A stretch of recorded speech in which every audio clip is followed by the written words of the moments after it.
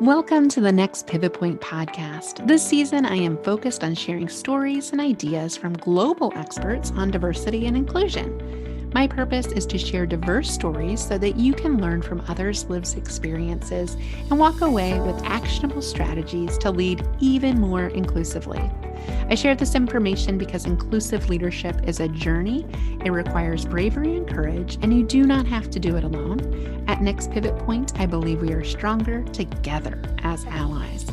Let's meet this week's guest. Welcome to this week's episode of the Next Pivot Point podcast. I am excited to be joined by our expert this week, Roland Chesters. He was born north of England to an English father and French mother and has lived most of his life in London after a somewhat rocky start in Paris. Oh, sounds like a story there. He graduated from Royal Holloway College with a degree in modern languages way back in the last century. And after a variety of jobs in senior management in the private sector, he joined the Foreign and Commonwealth Office as the language testing specialist. Following a life-changing diagnosis of HIV and AIDS in 2006, he became a campaigner for disability rights. He subsequently enjoyed a number of different roles within FCO as Diversity and Equality Officer and later Learning and Development Advisor, where he gained his L&D qualifications. There, he was also elected chair of the Disabled Staff Network and worked with the Civil Service Disability Network. He is now self-employed disability development consultant. He's a fellow of the Royal Society of Arts, a member of the Chartered Institute of Personnel and Development, and of the Chartered Institute of Management.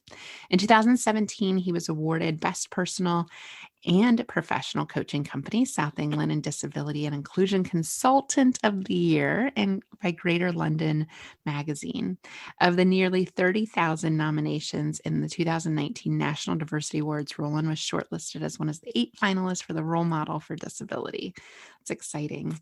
He is the author of Ripples from the Edge of Life, published in 2018. GCN said that the book was None of Us Know How Many Heartbeats We Have Left. Facing mortality is a culturally difficult thing. Ripples gives us clarion voice after voice, which shows us gently but insistently there are many ways of successfully navigating horrific times and surviving. Roland, I'm so excited to have you on. What an inspirational bio. Oh my gosh, it's like reading a story. I love it. Thank you for inviting me. Most of that is true, obviously. I believed every word. And what an interesting upbringing. And as someone across the pond, as we like to say, here in the States, I'm excited to hear your take on inclusion in the workplace where we're at, and of course through the lens of disabilities. And one of the things that I always like to start our guests off with is, we've heard a bit about your journey, but I'm curious, I'm sure it's a very emotional, very strong why you do this work. I'm curious, why do you do this work? I know it's hard work and it's emotionally taxing now more than ever. What is your why for the work you do? My why is based on my own experiences. So as you just heard, I became disabled in 2006. And how that happened was that over a period of 2 years before that, I was increasingly unwell. I was gradually losing the use of my arms and my legs, the ability to speak, falling asleep at work, and they don't really appreciate that. Very confused, not knowing what was happening, saw lots of different specialists, had lots of different tests. And it's only when my partner, Richard, because he was so worried, started to come with me to see different specialists. And one specialist, recognizing we're a same-sex couple, asked if I'd ever had a HIV test. And I hadn't. Richard and I at that point had been together 10 years in a monogamous relationship. I'd only had one relationship before that. I never thought there was a need. But I had the test done, result came back. The result was that I was HIV positive, I had AIDS, I had a progressive multifocal leukoencephalopathy, which is a brain disease, which in my case affected the cells at the base of the brain, which are the ones that govern your motoring skills, hence my paralysis. At the time of diagnosis, I was told I had 2 weeks to live. And that kind of shifts the focus of your life. At that point, I was in my mid-40s. Becoming unwell, I was kind of thought I was going through my male midlife crisis. Why am I here? What have I done? What have I achieved? What will my legacy be? And all of a sudden, 2 weeks in which to do what? Fortunately, I was put on treatment straight away, and 14 years later, I'm still here. But I was off work for 5 months. Here in the UK, sexual health records are kept separate to other medical records. So my employers at the time, the Foreign and Commonwealth Office, were only told about the brain disease and not the HIV and the AIDS. My first day back at work, I shared the full diagnosis with my immediate line manager, not for pity or sympathy, but for support. And she, with my agreement, went off to HR to tell them, and HR almost immediately turned around, came back, sent me a little email saying, you can't share that information with anybody else because we, your employers, cannot be held responsible for how people will react or respond to that. So my plea for support was met with a brick wall. And that sent me on a spiral of mental health decline to the point where some little time later, early one Saturday morning, I found myself sitting on the riverbank. We live very close to the river, with my feet in the water. Richard found me and stopped me.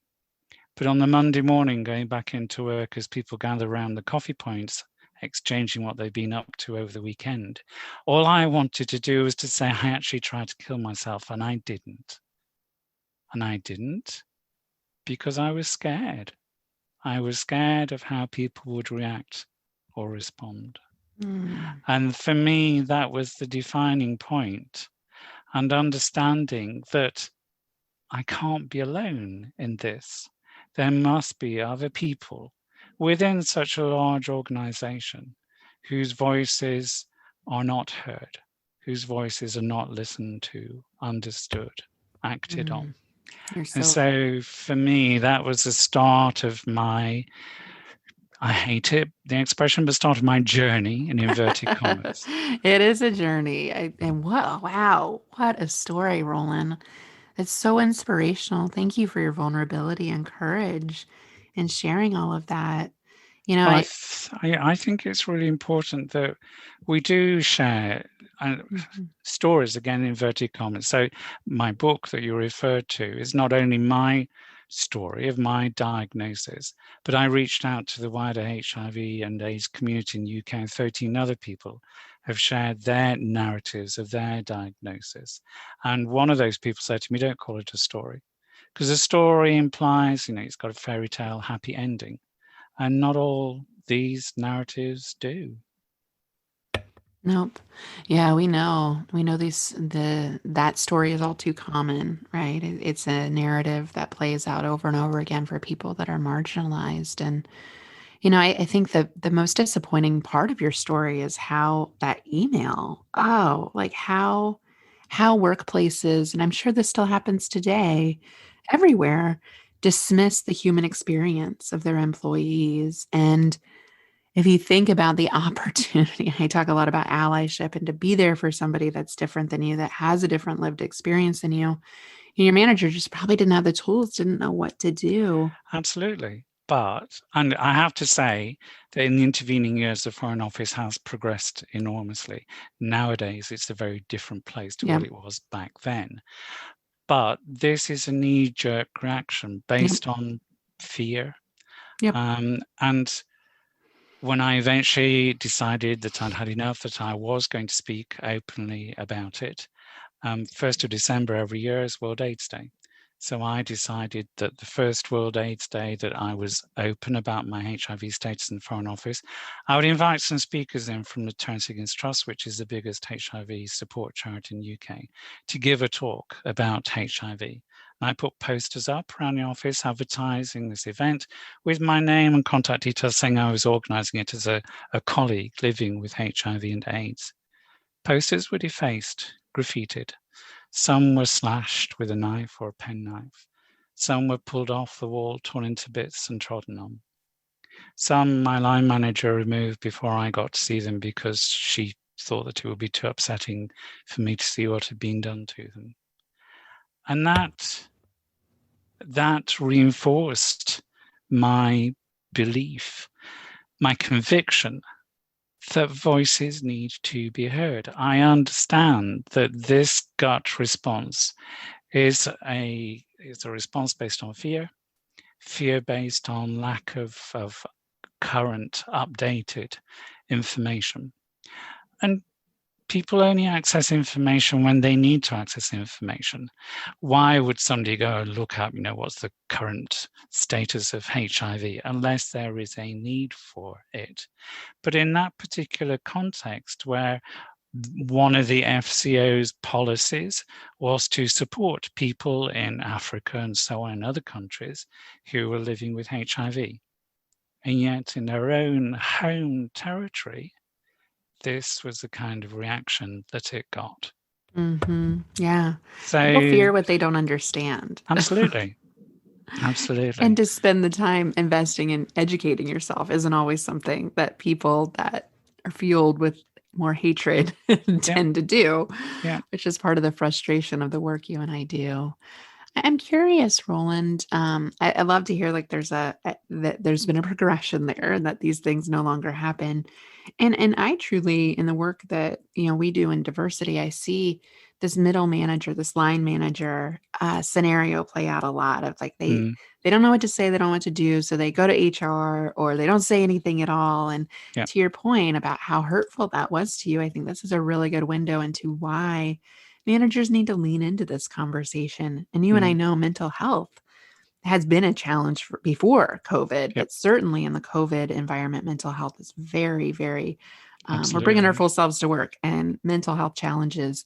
So I'm curious, for people that might be listening that want tools or ways to have conversations about mental health in the workplace, what might you recommend? I think, well, here in the UK, we've got a thing that's called mental health first aid, which is training that is provided to people so that they understand how to engage in the right kind of conversation with somebody who they feel may be experiencing some mental health issues. And it's crucially important that managers feel confident that they have the right tools, the right technique, that they themselves have got the right support to enable them to engage in that conversation. It's not an interrogation. It's not sitting the person down that you line manage in the chair and pointing a finger and saying, tell me how you're feeling, because that won't engender the right kind of response. But it's about having that warm, supportive, caring, open door policy. And for middle managers, it's really difficult because they are squeezed in the middle. They're squeezed by finance, by time, by resources, by pressure from above to deliver, and pressure from below to be responsible. So I fully appreciate, I've been a line manager. I know how difficult it can be. But at the same time, as you quite rightly said, in this moment, in this time, with people working in isolation, people working remotely, the major impact that is having on people's mental well-being has to be taken into consideration. And it's up to employers to make sure that their line managers are fully equipped to engage in those conversations, and then to know what to do if the person they're talking to comes back and says, actually, I'm not feeling great, I've got these issues, I don't know what to do, I don't know where to turn. Make sure that they know the resources that are in place to support those people. Yeah. I love the depiction you have of this middle manager kind of being pulled it's like a yo-yo. Pulled and squashed, absolutely. Yeah. I too, in my corporate days, was a middle manager, and making everybody happy was really hard. And sometimes you can't. You have to prioritize. Yep. Yeah, and I think making time for a hard conversation is just something that's always easy to deprioritize on your ever-growing to-do list. Yeah. And I found just asking people, like really asking people meaningfully, like, how are you? Much like we began our conversation today, is if people pick up if you really want to know or if you just want the answer, like, fine. Well, we play this, yes, we play this communication game. When we were remember the days when we were in the office, you go in the morning, you walk past colleagues, you say, hi, how are you? And everybody go back, I'm fine, how are you? And that's it, communication done. We played that little game. And yet there is that one person in the back corner of the room who says, I'm fine. But in actual fact, they're desperate to say, I'm not fine. Please stop. Please help me. But by the time they've formulated that, you've moved on, you've passed by, you're in the next room. And it's being able to sense when there is that person who is desperate to say, please help me. That's so important. And just picking up on behavior changes with your employees, even virtually. I mean, you can tell if somebody used to show up a certain way and their body Yep, language is different, or they're quiet in meetings, or whatever yep, that looks like. Just saying, hey, I noticed that I haven't seen you, or I noticed that you didn't speak last meeting. Like, what's going on? How are you yep. doing? Mm, And that kind of like, I care about you as a human versus you're in trouble, you're doing yep, something wrong. I mean, it's a very like slight nuance in it is. tone, eye contact, body language, how you ask that question, but to come at it from a place of caring versus a place of reprimand is Yep, very different. absolutely. Roland, we were also talking about knowing you're a disabilities expert, and I would wish that we had more disabilities experts here on the podcast. So I want to kind of relish in your expertise for a minute, if I can. Please feel free to do so. Inclusive language is such a big deal. And how we talk about disabilities in the workplace. Just like you said, I think people don't have a lot of education on this. So they don't know what to say. So mute seems like the safest thing. And you were talking about invisible Mm, disabilities. And, yep. and I would have been corrected on that to call them non-apparent disabilities. So I'm just curious, like, call it like the diversity dictionary of terms. Like, how should we talk about disabilities in the workplace? The best thing to do is to ask the person with the disability because they're the expert on their disability. Even people who have the same disability, their experience of living with that disability, managing that disability will be very different. Their approach to their disability will be very different. So just asking, and don't be afraid to ask. As you said, before we went live on the podcast, you and I had discussion about how to label the kinds of disabilities that I have. And we had that very open discussion where I said I don't like them being called hidden disabilities because to me that kind of signifies that the person is making an attempt to hide something. I'm very happy with calling them non-visible disabilities. So I not only have HIV and AIDS, but as a result of the brain disease, I have dyspraxia, I have prosopagnosia, which is facial blindness, which can be quite embarrassing sometimes. But also I now have HIV-induced osteoporosis, osteoarthritis, and so on and so forth. All of these aren't visible. And so for somebody who is living with non-visible disabilities, you have to make sometimes a bigger effort to inform and educate the people that you are engaging with so that they understand. Sometimes with my dyspraxia, if you're giving me information, I find it very hard to retain if you give it to me orally. I need to have it in writing. You need to email it to me. So I have the ability to absorb it, refer back to it. But the prosopagnosia, lovely as you are, if we were to meet in person, I wouldn't recognize you. And you would think, how rude, how uncivilized. But only because I make the effort to alert you to the fact, would you know to come up to me and say, hi, Roland, we did a podcast together. And okay, now I can place you. Even to the point where my partner, Richard, if we're meeting, arranging to meet somewhere in an open space where lots of other people, he knows that he's got to come up to me and tap me on the shoulder and say, hi, remember me, kind of thing. So we have strategies in place. We have developed strategies, but I need you to be part of that strategy. And you won't know that until I ask you to be part of it. Yeah. But you have to be open to that invitation. Yeah. you Hmm. have to be cognizant of the fact that 80% of people with disability have an invisible disability. Yeah. So, base your perceptions when you meet people on the fact that potentially that person may have an invisible disability, more likely than that person doesn't have any disabilities. Yeah, that's such a good point. And so I think signaling that you want to be an ally, that you want to be supportive, that I'm a person that you can trust to share all of that with, because I imagine that's Absolutely. not easy to say. I can't recognize faces, so I need your help, right? And I love how you said that, because that would be so easy for me to be helpful to you in a way that was meaningful.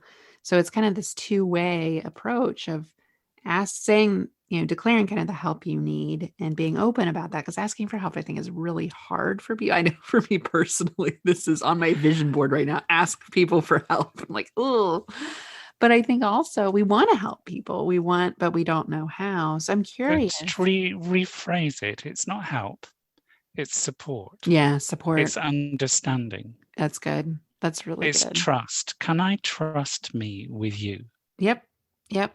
And I think And I think I can.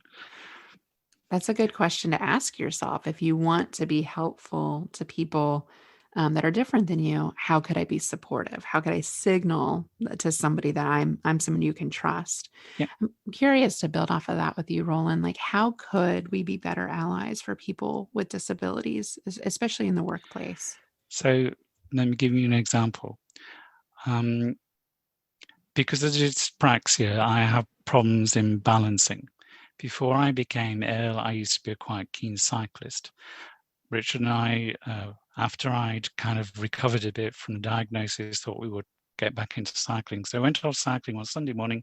I fell off my bike twice, very embarrassing, and fractured a vertebrae in my neck. And I had to wear a neck brace for a year. So people at work who didn't know about my HIV diagnosis, who hadn't seen me for a while, would see me with a neck brace. And people are curious. So they'd come up and say, gosh, Roland, what happened? So I start off by saying, well, I was diagnosed with HIV and brain disease. I've now got osteoporosis. And at that point, their eyes glaze over, and suddenly they've got an important meeting to go to, or a phone call to make, or something they've forgotten to do that they need to. And then people start walking on the other side of the corridor from you because they don't know what to say. So because I'm kind of mischievous, I started saying, when people stop me and say, gosh, Rowan, what would happened? I start saying things like, well, my doctors told me I have to give up the hang gliding because this is what happens. And then people are engaged. And I'd say, actually, no, that's not true. That's just to get you to stop and listen to what I have to say. And engaging them in a way that they don't find scary. And people find it scary because they don't know what to say. They don't know how to respond. It's like people who are in mourning for somebody they've lost, somebody who's lost their partner. People walk the other side of the street to not have to engage in conversation with that person because we don't know what to say. It doesn't matter. It really doesn't matter. All you need to say is, wow, thank you for sharing that. It's really interesting to hear. I don't want sympathy. I don't want pity. I do want empathy. I do want understanding. I do want support. Is it that difficult? Yeah. And we all want to be seen. We all want to be heard.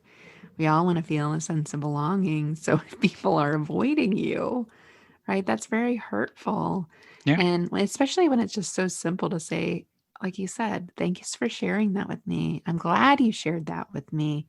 Using empathetic language, because rarely Yeah. when someone shares something hard with you, do they want you to jump in and be like, oh, I'm so sorry. Bless your heart. Yeah. These types of phrases. Yeah.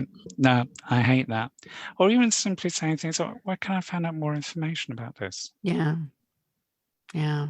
Yeah. Really signaling that you're there, you're in it Mm, with somebody, especially if it's a close relationship. It's more appropriate probably to ask more probing questions and to yeah. really demonstrate you want to better understand and you're willing to do the work too. I often share when you're trying to be an ally for somebody that's different than you, don't ask them all the things that you can Google search on your own. Right? Like, that's not Absolutely. fair. Yeah. You can, easily, a lot of the conditions that you shared with me today, I could put in a Google search and learn much more about. But I shouldn't But the ask danger you. is the danger is that there's so much misinformation out It's there, true. or information that's out of date. It's true. Current situation regarding HIV and AIDS is that somebody who's diagnosed early in infection goes on to treatment straight away will live a long, healthy, normal life. Yeah, It's no longer a death sentence. that's good. But many websites haven't been updated with that kind of information. Well, that's a really good point, is like you said, where could I get more information on that if it's truly complex or there's a opportunity for misinformation? And I've also found, just in my journey to wanting to be more of an ally to people of color, reading books about racism and anti-racism, for example, is a way to do that. With disabilities, that you raise a really good point. It might be more complex, and understanding medical Yeah, procedures are changing all the time, yeah, and misinformation, but just defining things, the defining the terms and things, we can usually rely on the internet for that. But maybe, to your point, if you're unsure if what you have is solid information, yeah. asking is appropriate. Absolutely. Okay. Absolutely. Yeah. It's been so fun to spend time with you today, Roland. I know I've taken some notes, and you've given me your stories are so inspirational. A lot of the language and tools, especially for that middle manager that we're always struggling with to engage in this conversation. I love everything you had to share. So thanks for being with us. It's been a pleasure. Thank you. Yeah, well, tell our listeners, how can they follow you? How can they get in touch with you? So my book, Ripples from the Edge of Life, has its very own website. So it's ripplesfromtheedge.com, and there are contact details on there. Or if they want to send me an email, my email address is roland@chesters.network. Awesome. Well, we'll And link I'd to be those in the show very notes. happy to answer any questions or engage in any kind of conversation. Oh, that's really generous of you. Thank you. Thank you. Well, it has been a real pleasure to have you on today. Thanks so much for your time, Roland. Thank you very much. I appreciate you listening to this episode. If you like this podcast, the best way you can be an ally is to write a review on iTunes, on Spotify, on Google, or wherever you listen to your podcasts. Every review helps other allies find us. I host this podcast because I believe we are stronger together as allies.